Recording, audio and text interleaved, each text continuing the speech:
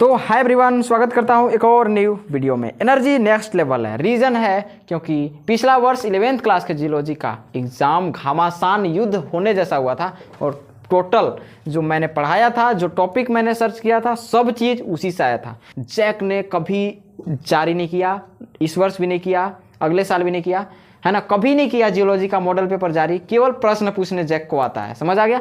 लेकिन जैक के प्रश्नों को मात देने वो पब्लिक कोचिंग सेंटर वाले अमित सर को आता है, ठीक है। तो मैंने तैयार किया है आपके लिए एक बहुत ही बढ़िया सा मॉडल पेपर जो इंक्लूड करता है पिछले वर्ष के प्रश्नों को भी और अपने से जो मेरे सेंस से जो प्रश्न उत्पन्न हो रहे थे उन सभी प्रश्नों को भी। इन सभी प्रश्नों में से बहुत ज़्यादा चांस है आने का। देखिए, कोई भी मॉडल पेपर का मतलब ये नहीं होता कि टोटल मॉडल पेपर ही उठाकर वहाँ पे दे देगा, ठीक है। उससे संबंधित प्रश्नों को पूछा जा सकता है। तो आपको क्या करना है, इस मॉडल पेपर को पूरी तरीके से कंप्लीट कर लेना है। पहले इस वीडियो को शुरू से लेकर लास्ट तक देख लेना है ना। इसी में मैंने आंसर को बता दिया है। इस मॉडल पेपर का पीडीएफ डाउनलोड करने के लिए आपको लिंक डिस्क्रिप्शन में मिल जाएगा। वहाँ पे टेलीग्राम का एक चैनल का लिंक होगा, जाइएगा, ज्वाइन कर लीजिएगा और मॉडल पेपर को प्राप्त कर लीजिएगा। वहाँ पर 11th वाले भी हैं, 12th वाले भी हैं। आप सभी को मैं बता दूं, आप 12th में जाओगे, आपको बहुत ज़्यादा मेरे चैनल से हेल्प मिलने वाला है। और क्लास 12th जियोलॉजी के लिए सभी सिलेबस का वीडियो ऑलरेडी मेरे चैनल पे रिकॉर्डेड है। 11th क्लास के स्टार्टिंग सिलेबस से हम लोग फिर से लेक्चर वीडियो फाइनल करेंगे, क्योंकि इस वर्ष का जो रिकॉर्ड जा रहा है वो रिकॉर्ड इस टाइप से जा रहा है कि सभी का वीडियो, मतलब जितना भी मॉडल पेपर जारी हुआ है सभी मॉडल पेपर से प्रश्न बहुत कम टच हो रहा है। इसलिए आपको कॉन्सेप्ट पकड़ना है, चैप्टर का टॉपिक और पॉइंट पकड़ना है। चलिए हम लोग आज के इस वीडियो को स्टार्ट करते हैं। लेकिन इससे पहले आप क्लास 11th में है, चैनल पर न्यू है, तो चैनल को सब्सक्राइब करके बेल आइकन पे ऑल पे सेलेक्ट करके क्लिक कर लीजिएगा। चलिए वीडियो को हम लोग स्टार्ट करते हैं। तो हाय दोस्तों, मैं आ गया हूँ स्क्रीन पे एंड आप देख रहे हैं कि हमारे पास अभी मॉडल पेपर का एक प्रारूप है। ये मैं आपको पहले ही बता दूं कि ये मेरे द्वारा बनाया हुआ मॉडल पेपर है, ना कि इसे जैक ने बनाया है। इसका टोटल क्रेडिट जो है ना वो मुझे जाएगा, समझ आ गया। मैं आपसे नहीं बोल रहा कि आप मुझे क्रेडिट दो, लेकिन जिस प्रकार से जैक हेल्प करता है अन्य विषयों का मॉडल पेपर बनाकर, उसी प्रकार से मेरा भी ये कर्तव्य है कि अगर मैं जियोलॉजी का स्पेशलिस्ट टीचर हूँ तो मुझे भी ये फ़र्ज़ है कि मैं भी आपको मॉडल पेपर बनाकर दूँ। हालांकि मैंने जैक का नाम यहाँ पे यूज़ किया है, इसका मोटिव कुछ अलग नहीं है, बस स्टूडेंट्स लोगों को लगना चाहिए कि हमको जैक ने दिया है, समझ आ गया। चलिए हम लोग आगे बढ़ते हैं, ठीक है। अब देखिए, आप लोग जो पिछला जो आप लोग का मॉडल पेपर जारी हुआ है, मैंने जैक से भी पहले मॉडल पेपर बनाने का तैयारी कर लिया था, इसीलिए मेरे में ये सब थोड़ा आपको गलत दिख रहा था। जैक ने 50 प्रश्नों का यहाँ पे कलेक्शन किया है। पिछला मॉडल पेपर आप उसके अकॉर्डिंग देख लेना। बस मेरा यहाँ पे 40 प्रश्न है, जो कि मैंने यहाँ पे आवश्यक निर्देश में लिखा हुआ है। सभी प्रश्न के उत्तर अनिवार्य हैं। कुल 40 प्रश्न हैं। प्रत्येक प्रश्न के लिए 1 अंक निर्धारित है। 4 विकल्प दिया गया है, सही विकल्प का चयन करना है। गलत उत्तर के लिए कोई भी नेगेटिव मार्किंग नहीं है। कुछ आवश्यक निर्देश जो है आपस में नीचे दिया हुआ है, जो कि आपको वीडियो को लास्ट तक देखना है, तब आपको पता चल जाएगा। अगला सवाल पे हम लोग आ जाते हैं सीधा। इंग्लिश मीडियम हिंदी मीडियम दोनों जगह पे है, ठीक है। इसका नोट्स मैं किसी को नहीं देने वाला, टेलीग्राम पे अपलोड आपको मिल जाएगा। टेलीग्राम पे हम इसे अपलोड कर देंगे। देखिए, बिग बैंग सिद्धांत किसके द्वारा दिया गया था, बिग बैंग, ये सभी थ्योरिकल जो जितने भी पार्ट्स हैं सभी के बारे में हम लेक्चर वीडियो लाएंगे। बस आपको यहाँ पे ये समझना है कि कौन सा प्रश्न है और उसका आंसर क्या है। बिग बैंग सिद्धांत किसके लिए दिया गया है, पृथ्वी की उत्पत्ति के लिए, समझ आ गया, ठीक है ना। यहाँ पर क्या हो जाएगा, origin of the earth, English medium Hindi medium दोनों के लिए है। अगला प्रश्न पे हम आ जाते हैं। पृथ्वी का आकार है कैसा, गोला, एलिप्सोइड, चपटा गोला, जियोडियल। बहुत सारे लोग इसमें गोला करने वाला है, जो कि गलत है। Option number 4 is the right answer, यानी कि जियोडियल। पृथ्वी का आकृति कैसा है, जियोड है, और जियोड का मतलब होता है अनियमित। अगर हम पृथ्वी पर रह के पृथ्वी की आकृति के बारे में बात करते हैं तो पृथ्वी हमको अनियमित दिखाई देती है, कभी ऊबड़ कभी खाबड़, कभी ऊंचा कभी नीचा, ऐसा। लेकिन यदि हम सौरमंडल से देखें तो पृथ्वी हमें गोला दिखाई देगी, जो कि हमको गोला नहीं करना है। पृथ्वी का आकार हम नीचे से ना बताएंगे जी, तो वो हो जाएगा जियोडियल। चलिए नेक्स्ट प्रश्नों की बात कर लेते हैं, जो कि यह भूविज्ञान की सभी शाखाएं ब्लैंक स्पेस पर आधारित है, यानी कि क्षेत्र स्टडी हम लोग करते हैं। हर एक चीज़ों का टॉपिक जो है आपको पता चल जाएगा, और टॉपिक वाइज जो है हम लोग एरिया का स्टडी करते हैं, यानी कि area study is the right answer. चलिए नेक्स्ट हम लोग बात कर लेते हैं, भू आकृतिक रूप से भारत कितने भागों में विभाजित होता है। तो ये होता है टोटल 4 भागों में विभाजित होता है, यानी कि option number 2 is the right answer. चलिए नेक्स्ट जो है हम लोग वो बात कर लेते हैं, डेल्टा मतलब ब्लैंक स्पेस की निक्षेपण की विशेषता है। तो डेल्टा जो बनता है वो नदियों द्वारा बनता है। किसके द्वारा? नदियों द्वारा। चलिए नेक्स्ट हम लोग बात कर लेते हैं 6ठे नंबर प्रश्नों की, जो कि है कोर की मोटाई। आपको मैं बता दूं, पृथ्वी हमारी गोल है, बाहर से देखने पर इसकी 3 प्रकार के परत होते हैं। ऊपर वाले को हम लोग परपट्टी कहते हैं, जो कि आप भी जानते हैं इस चीज़ को। नीचे वाले को हम लोग मेंटल कहते हैं, ये भी आप भी जानते हैं। इसके नीचे वाले को हम लोग नीफे कह देते हैं, सॉरी नीचे वाले को हम लोग क्रोड कहते हैं। क्या कहते हैं? क्रोड। समझ आ गया? तो वही है कोर। क्रोड को इंग्लिश में हम लोग क्या कहते हैं? कोर कहते हैं। तो ये जो कोर है नीचे वाला अनियमित है, तो 4000 किलोमीटर, कितना? 4000 किलोमीटर लगभग में हम लोग इसको बोल देते हैं एवरेज। चलिए ठीक है, तो कोर की मोटाई लगभग कितना है? 4000 किलोमीटर। चलिए नेक्स्ट हम लोग बात कर लेते हैं भूविज्ञान की वह शाखा जो खनिजों से संबंधित है, उसे हम लोग क्या कहते हैं? तो उसे हम लोग खनिज विज्ञान बोल देंगे, यानी कि मिनरोलॉजी। चलिए नेक्स्ट प्रश्न की बात कर लेते हैं, प्रश्न नंबर 8, जो कि बोल रहा है संरचनात्मक भूविज्ञान पदार्थों की किस अवस्था का स्टडी करता है। तो संरचना में बात करें तो ठोस, द्रव, गैस सब कुछ आ जाता है, यानी कि इनमें से सभी करेक्ट आंसर हो जाएंगे, यानी कि ऑप्शन नंबर 4। चलिए नेक्स्ट हम लोग बात कर लेते हैं क्वेश्चन नंबर 9 के, जो कि है एक घन ऐसा रूप है जिसमें कितने फलक होते हैं। तो एक घन का मतलब जो सतह होता है ऊपर का फलक वो 6 होता है, यानी कि option number 2 is the right answer. Next हम लोग चलिए बात कर लेते हैं क्वेश्चन नंबर 10 की, जो कि क्वार्टज की रचना क्या होती है। तो क्वार्टज का फॉर्मूला भी होता है SiO2, यानी कि सिलिका ऑक्साइड। तो इसका करेक्ट आंसर हो जाएगा ऑप्शन नंबर 1। चलिए नेक्स्ट जो है हम लोग प्रश्नों की बात कर लेते हैं, जो कि है पृथ्वी की सतह के नीचे द्रवित पदार्थ को क्या कहते हैं। तो उसे हम लोग कह देते हैं मैग्मा। समझ आ गया?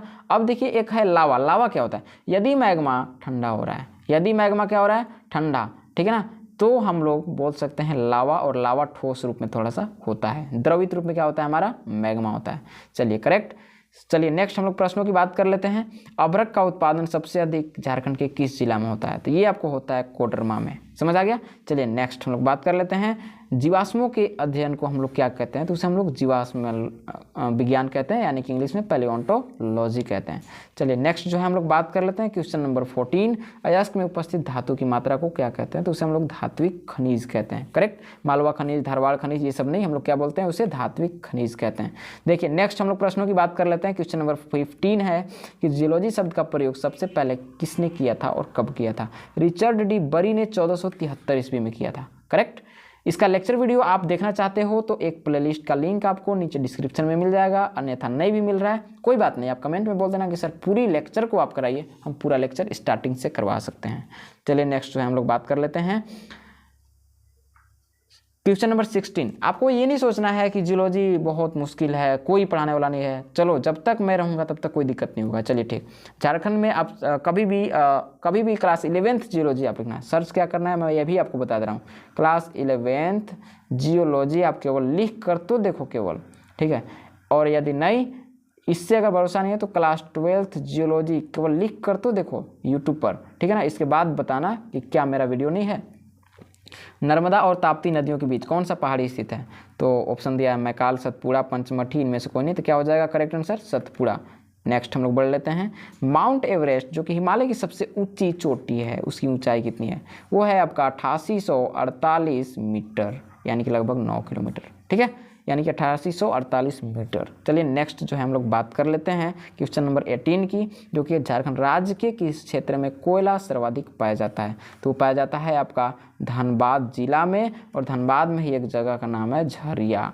क्या है? झरिया। तो झरिया में पाया जाता है, ठीक है। Option number first is the right answer. Next जो है हम लोग बात कर लेते हैं सौर मंडल का मुखिया जी किसे कहते हैं। वो कहते हैं हम लोग सूर्य को। किसे कहते हैं? सूर्य को, ठीक है। और आपको ये भी पता होगा सौर मंडल का सबसे बड़ा ग्रह क्या है? बृहस्पति है। नीला ग्रह किसे कहते हैं? अद्भुत ग्रह किसे कहते हैं? पृथ्वी को। और पृथ्वी के बारे में स्टडी हम लोग करते हैं तो उसे ही हम लोग क्या कह देते हैं? जियोलॉजी। चलिए ठीक है।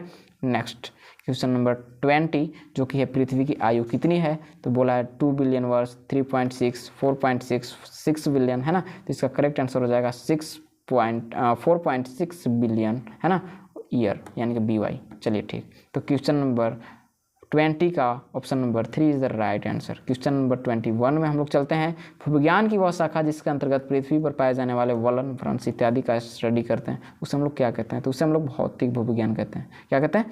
भौतिक भूविज्ञान कहते हैं। चलिए नेक्स्ट, भौतिक भूविज्ञान को इंग्लिश में हम लोग जो है फिजिकल जियोलॉजी कह देते हैं, है ना, फिजिकल जियोलॉजी कहते हैं। तो क्वेश्चन नंबर 21 भी आई होप दैट आपको कंप्लीट हो गया होगा। चलिए क्वेश्चन नंबर 22 की बात कर लेते हैं। मैग्नेटाइट की संरचना क्या होता है? तो आपको पता है कि हमारे पास अगर कोई लोहा है धातु तो इसका दो प्रकार का अयस्क होता है।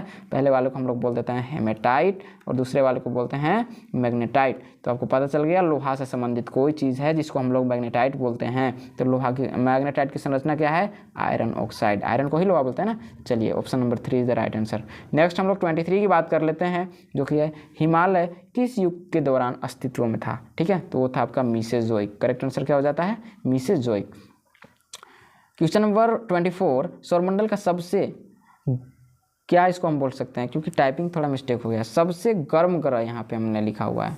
सबसे गर्म ग्रह कौन है? सबसे गर्म ग्रह आपका क्या हो जाता है? शुक्र दिया हुआ है। लेकिन अब आपको यहाँ पर यह भी दिमाग लगाना है कि देखिए इंग्लिश का ट्रांसलेशन यहाँ पे गलत हो चुका है। Which is the largest planet in the solar system? तो यहाँ पे आपका हो जाएगा बृहस्पति। क्या हो जाता है? बृहस्पति हो जाएगा, जो कि करेक्ट है। लेकिन अकॉर्डिंग टू दिस क्वेश्चन यानी कि 24 यहाँ पे गर्म ग्रह अगर हम लेंगे तो शुक्र हो जाएगा। लार्जेस्ट में आप अलग से एडजस्ट कर लो, यहाँ पे क्या हो जाएगा?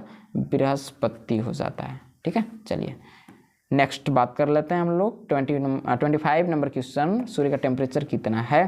तो वो है आपका 6000 डिग्री सेल्सियस। ठीक है, option number 2 is the right answer. Next हम लोग बात कर लेते हैं 26 को। पृथ्वी के धरातल पर अकस्मात आए हुए कंपन को क्या कहते हैं? तो पागल आदमी बता देगा, भूकंप कहते हैं। और वाइब्रेशन, जैसे फोन में भी कंपन होता है उसको वाइब्रेशन कहते हैं। धरती कांपने लगे तो क्या बोलते हैं? उसको भूकंप कहते हैं। नेक्स्ट हम लोग बात कर लेते हैं कि प्रश्नों की, है ना। सूर्य के चारों ओर सबसे नज़दीक से परिक्रमा करने वाला ग्रह क्या है? मान लीजिए यहाँ पे आपका सूर्य है, सबसे सूर्य के नज़दीक ग्रह कौन सा है? बुध है। क्या है? बुध। तो इसका करेक्ट आंसर क्या हो जाएगा आपका? ऑप्शन नंबर 1 यानी कि बुध। नेक्स्ट हम लोग बात कर लेते हैं, यहाँ पर भी इंग्लिश में भी सेम लिखा हुआ है इसीलिए मैं इंग्लिश को नहीं पढ़ रहा हूँ। विच इज द क्लोजेस्ट और बाइटिंग, है ना, प्लेनेट अराउंड द सन, यानी कि मरकरी करेक्ट आंसर हो जाएगा। नेक्स्ट हम लोग बात कर लेते हैं 28 नंबर प्रश्नों की, जो कि यहाँ पे है कि भूकंपों की तीव्रता किससे मापी जाती है? रिक्टर मापी करेक्ट आंसर हो जाएगा। क्या होता है? रिक्टर मापी। समझ आ गया? चलिए एक ही चीज़ है यहाँ पर भी लिखा हुआ है कि how is the intensity of earthquakes measured, यानी कि क्या हो जाएगा? Richter scale. चलिए नेक्स्ट हम लोग बात कर लेते हैं पृथ्वी पर सबसे ऊंची, छोटी नहीं है, चोटी है यहाँ पे, ठीक है, जो कि गलत हो चुका है। चोटी माउंट एवरेस्ट है, उसकी ऊंचाई कितनी है? तो अभी जस्ट ये प्रश्न रिपीटेड हो चुका है, यानी कि जो रिपीटेड हो रहा है समझो बार बार पूछा जाने वाला है। 8848 मीटर है। ठीक है, चलिए नेक्स्ट हम लोग बात कर लेते हैं गोखुर झील की भूगर्भीय आकृति किसके द्वारा बनती है? तो वो बनती है रिवर द्वारा, यानी कि नदी द्वारा। ठीक है, चलिए हम लोग बात कर लेते हैं अगला। देखिए आपको अगला प्रश्न है 31 में, सक्रिय तथा प्रसुप्त ज्वालामुखी के प्रकार। क्या यार, मैं आंसर ही बक दिया। ठीक है, देखिए ज्वालामुखी जो होता है ना, ब्लास्ट होता है, तो ज्वालामुखी दो प्रकार से निकलता है। पहले वाले को हम लोग बोलते हैं प्रसुप्त, यानी कि इसको दरारी भी हम लोग बोल सकते हैं, दरारी उद्गार इसमें होता है ना। और एक होता है क्या चीज़? विस्फोटक होता है। समझ आ गया? तो विस्फोटक जो होता है ना, कभी कभी ये भी दो प्रकार का होता है, एक प्रसुप्त दरारी और एक विस्फोटक, कि जहाँ पे दरार से मैग्मा लावा निकल रहा है उसको दरारी बोल देंगे और जो विस्फोट किया उसको विस्फोटक बोल देंगे। लेकिन भाई यहाँ पर भी एक टॉपिक आपको समझ जाना है कि यहाँ पर जो दिया हुआ है सक्रिय, एक ऐसा जगह जहाँ पर मैग्मा लावा हमेशा निकल रहा है, यानी कि ज्वालामुखी हमेशा ही निष्कर्षित हो रहा है, तो उसे हम लोग सक्रिय बोल देंगे। और कोई जो एक बार निकला ब्लास्ट करके फिर चुपचाप हो गया, उसे क्या बोल देंगे? प्रसुप्त बोल देंगे। तो ये दोनों किसके प्रकार हैं? ज्वालामुखी के। राइट, चलिए होता है कभी कभी। नेक्स्ट, उत्सृत कूप का निर्माण कब होता है? ये आपको पढ़ना है, भूमिगत जल नाम के एक चैप्टर है क्लास 11th जियोलॉजी में, है ना। भूमिगत जल, जिसे इंग्लिश में हम लोग अंडरग्राउंड वाटर कहते हैं, उसी चैप्टर में पढ़ना है कि भूमिगत जल द्वारा जो होता है उत्सृत कूप का निर्माण होता है। तो करेक्ट आंसर क्या हो गया? ऑप्शन नंबर 2 यानी कि भूमिगत जल द्वारा। नेक्स्ट, चट्टानों का अपने स्थान पर ही टूट फूट कर भौतिक विघटन एवं रासायनिक अपघटन की क्रिया को हम लोग क्या कहते हैं? तो उसे हम लोग कहते हैं अपक्षय, और इंग्लिश में वीदरिंग कहते हैं। क्या कहते हैं? वीदरिंग। ठीक है, चलिए नेक्स्ट प्रश्नों की बात करते हैं हम लोग 34 नंबर, जो कि है अभ्रक का उपयोग होता है, किस में होता है? घर्षक पदार्थ के रूप में, सीमेंट बनाने में, है ना, ये सभी में।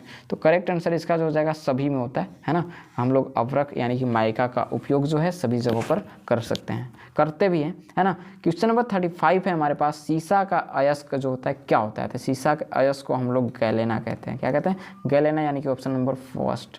चलिए नेक्स्ट जो है हम लोग बात कर लेते हैं यहाँ पे ऐसा खनिज जिसमें प्रकाश सभी दिशाओं में समान गति से गमन करता है उसे हम लोग क्या बोलते हैं, तो उसे हम लोग समदैशिक बोलते हैं, यानी कि आइसोस्केल्स कहते हैं। ठीक है, चलिए आगे बात कर लेते हैं हम लोग। क्वेश्चन नंबर 37, क्वार्टज का रासायनिक सूत्र क्या है? अभी जस्ट मैंने बताया था क्वार्टज का क्या होता है, SiO2, तो क्या हो गया SiO2।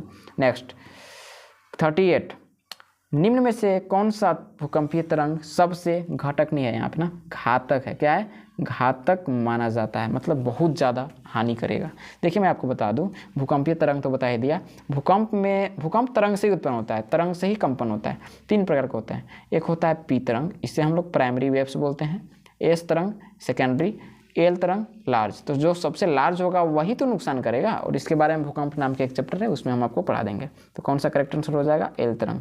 नेक्स्ट जो है हम लोग बात कर लेते हैं अपने मैग्नेटाइट का रासायनिक संगठन क्या होता है। मैग्नेटाइट का देखिए Fe3O4 ये है मैग्नेटाइट का। आपको मैंने बताया था कि लोहा के 2 प्रकार का अयस्क होते हैं, एक हेमेटाइट भी होता है। हेमेटाइट का होता है Fe2O3 होता है। ठीक है, तो Fe2O3 हेमेटाइट, Fe3O4 मैग्नेटाइट। चलिए तो यहाँ पे करेक्ट आंसर हो जाएगा आपका Fe3O4।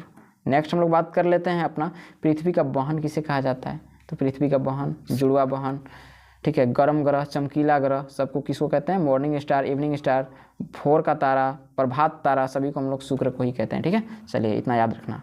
नेक्स्ट जो है हम लोग बात कर लेते हैं यहाँ पे, जो कि मैंने बताया था 40 प्रश्न कंप्लीटेड, एंड इसके बाद देख सकते हैं आप यहाँ पे मैंने लिखा क्या है, उस टॉपिक को भी आपको बढ़िया से पढ़ने की आवश्यकता है। नोट आप देख सकते हैं, यह एक निजी मॉडल पेपर है जो विद्यार्थियों की समस्याओं को देखते हुए तैयार किया गया है। जैसा कि आप जानते हैं कि जैक कभी जियोलॉजी का मॉडल पेपर जारी नहीं करता, इसलिए विद्यार्थियों के पढ़ाई और परीक्षा को ध्यान में रखकर यह मॉडल प्रश्न पत्र बनाया गया है। मेरा चैनल पब्लिक कोचिंग सेंटर वर्ष 2022 से ही जियोलॉजी जैसे विषयों को आसान बनाने का काम किया है और विद्यार्थियों को बहुत अच्छा प्रदर्शन कराने में भी काफ़ी सहायता किया है। Mister Amit sir, director owner of this channel, offline classes available. आपका एड्रेस, अगर जो भी लोग हमारे ऑफलाइन क्लासेस में जो है ज्वाइन करना चाहते हैं उनके लिए बहुत बेस्ट अपॉर्चुनिटी है। ये नहीं कि केवल जियोलॉजी पढ़ने के लिए, आप आईएससी का ऑल सब्जेक्ट्स का तैयारी हमारे पास कर सकते हैं। हमारे पास टीचर्स अवेलेबल हैं, ठीक है, जिसमें आपको मिस्टर अमित सर द्वारा केवल बायो पढ़ने को मिलेगा, केमिस्ट्री पढ़ने को मिलेगा, जीएलजी पढ़ने को मिलेगा, साथ ही इंग्लिश भी पढ़ने को मिल जाएगा। बाकी मैथ फिजिक्स के लिए हमारे पास अलग से भी टीचर हैं। ठीक है, चलिए नेक्स्ट, यहाँ पे कोचिंग एड्रेस आप देख रहे हो, हाई स्कूल रोड मिराल में है ना, एकदम आंगन यहाँ पे है, कोई केंद्र है, इसी के जस्ट एकदम सामने पश्चिम साइड में इसके जस्ट जिला आप देख रहे हो राज्य झारखंड। कॉन्टैक्ट नंबर आप मेन चीज़ कॉन्टैक्ट ही कर लेना 9693 है ना 298601, ये मेरा हो गया कॉन्टैक्ट आईडी। यदि आप इंस्टाग्राम पे मुझे कॉन्टैक्ट करना चाहते हो तो वहाँ पर भी आप आ सकते हो, AMT है ना स्मॉल में KUMAR है ना .351 आप हमें कॉन्टैक्ट कर सकते हो। ठीक है, चलिए मिलते हैं नेक्स्ट वीडियो में, तब तक के लिए जय हिंद।